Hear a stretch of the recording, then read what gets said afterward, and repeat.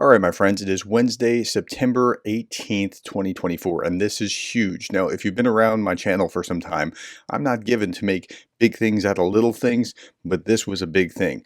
We're going to talk about the big thing in just a moment, and that's where we're going to spend probably most of our time on, but let's first start with the casualties. 1,130 Russian casualties, 6 tanks, 3 armored fighting vehicles, 25 artillery systems, 45 vehicles, and fuel tanks. Now, what's interesting here is when I look at Andrew Perpetua's list, there's actually, for this is very unusual, more Ukrainian than Russian losses. I've only seen this a handful of times before, and I'm sure it'll even out tomorrow if the trends are what they normally are. But wow, this is very unusual to see. Okay, Ukrainian air defenses successfully shot down 46 out of 52 Shahed drones. They're still menacing them with drones, and what are they hitting?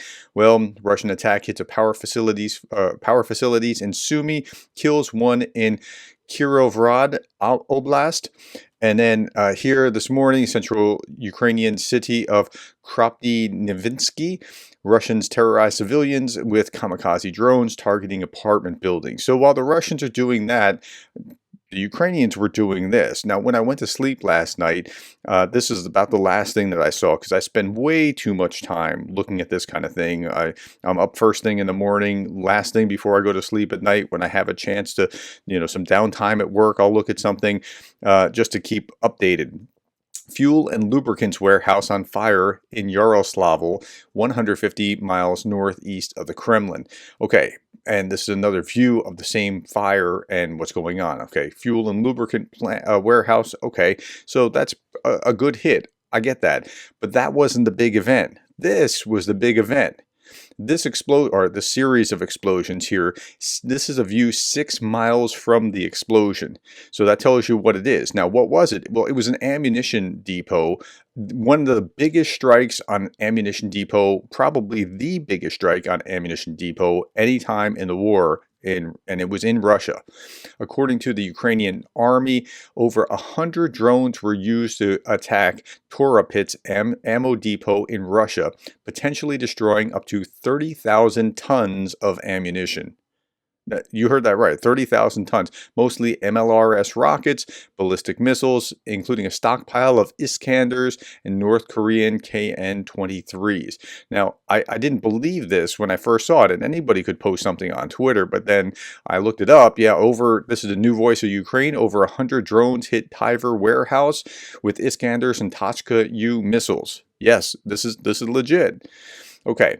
In a typical downplaying, this is Euromaidan Press, in a typical downplaying of Russian misinformation, local officials claimed that air defenses shot down Ukrainian drones, but the debris fell and caused a fire. Meanwhile, Russia's MOD stated in the morning that Russian defenses shot down 54 Ukrainian drones in Kursk, Bryansk, Smolensk, Belgorod Oblast, not mentioning Tiver in the report whatsoever, at least not the early reports. This is how it was carried in RT, that there were fragments of a downed Ukrainian drone that started a fire. Local air defenses were activated to intercept enemy UAVs, adding that emergency services are responding to the blaze caused by falling drone fragments. A total of 54 Ukrainian drones were destroyed overnight in 5 Russian regions. And that's what it said, according to the TASS news agency here. Okay. Now, Russian media report that because of the detonation at the 107th Arsenal of GRAU in Toropets, an earthquake of 2.8 points was recorded. So this hit on this ammo dump was such a powerful series of explosions that it triggered the equivalent or was recorded seismatically as an earthquake. How about that? 2.8 points was recorded, and windows were broken 5 kilometers away. This looks like a strike. This looks like a strike on the largest ammunition warehouse during the full-scale war. In 2017, the Russians wrote in reports that the arsenal had 22,000 tons of ammunition, load half of it out of date. Since 2017, everything had only accumulated, including high-precision weapons, tactical ballistic missile systems, delivery vehicles for SAMs. The smoke is visible even from space. How about that? The estimated power of the explosion is 1.3 to 1.8 kilotons. The blast wave has spread 200 to 300 kilometers. About 30,000 tons of shells have exploded or are still exploding. The fire has not been extinguished. Toropets has been evacuated. More than 100 attack drones were allegedly used in the attack on the ammunition depot in Toropets. According to some sources, significant stocks of North Korean KN-23 ballistic missiles, missiles for Grad multiple rocket launcher systems, and S-300 air defense systems, and Iskander ballistic missiles were allegedly destroyed in the depot at Toropets. Okay, that sounds like a pretty big attack, and it really was. Here's a little bit more from Euromaidan Press. Last night, Ukrainian drones successfully attacked the so-called 107 GRAU arsenal next to Toropets, a town in Russia's Tver Oblast, 480 kilometers north of Ukraine. The GRAU stands for the Main Missile and Artillery Directorate of the Ministry of Defense of the Russian Federation. A source from the Security Service of Ukraine, the SBU, told several Ukrainian media that drones were operated by Ukraine's SBU military intelligence and special forces operations and targeted the site containing missiles for Iskander and Tochka-U systems, guided KAB bombs, artillery, ammunition. The facility is situated on the northwestern edge of the Moscow military district. The depot covers an area of approximately 8 kilometers squared, is about 100 kilometers from the Belarusian border, and roughly 200 kilometers from Latvia. With 20 and 35 kilometers, or within 20 and 35 kilometers, there are two more facilities to store missiles. So this was a big hit. And let's look at this, because this is really impressive. See this? This is what you see from space, like from NASA. Like this is the site itself, and these red dots are all the explosions that were identified by NASA. Okay, that's really remarkable.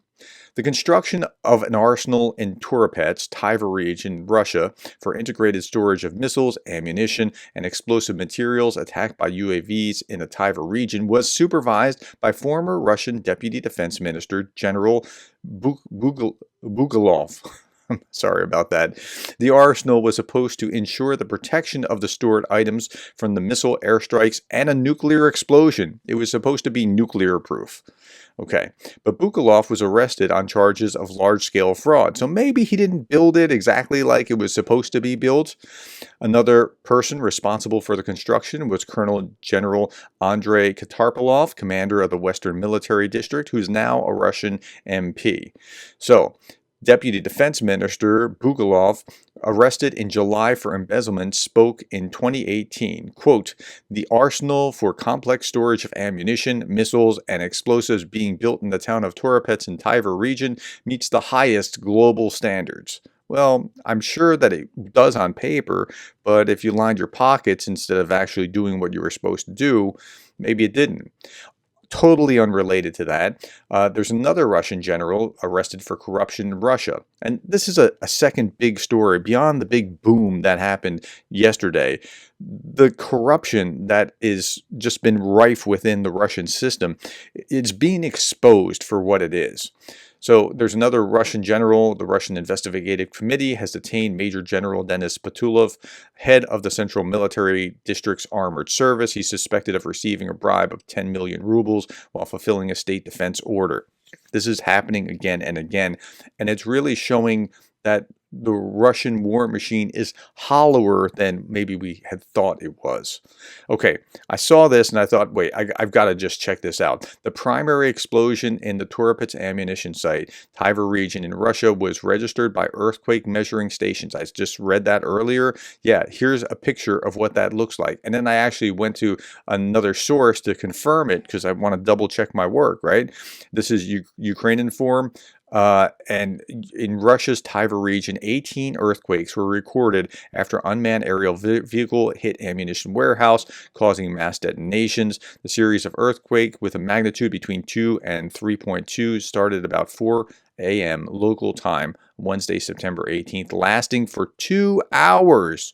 And here's the actual volcano discovery site that is showing where this is and showing the various earthquakes that are going on from that. It's just remarkable. Okay. Now, Nuno Felix says, excellent strike to plead the case for eliminating restrictions on Western supplied weapons. There are high value targets that can't move anywhere anytime soon. That's exactly right. Ben Hodges said, excellent point. It repudiates the nonsensical point by Pentagon that most meaningful targets are now too far away. They're not. You just don't have the political will to allow them to strike it. Okay, finally, Darth Putin, Ukraine using long-distance weapons to cause the biggest ammunition explosion of the war so far is a major escalation that will cause yet another serious bluff from the Kremlin. You have been warned. Again, I remain master strategist. Okay, my friends, that's all that we have today. Thank you for your time. Thank you for the likes and the shares and the subscribes. And thank you for being the kind of person that cares about Ukraine.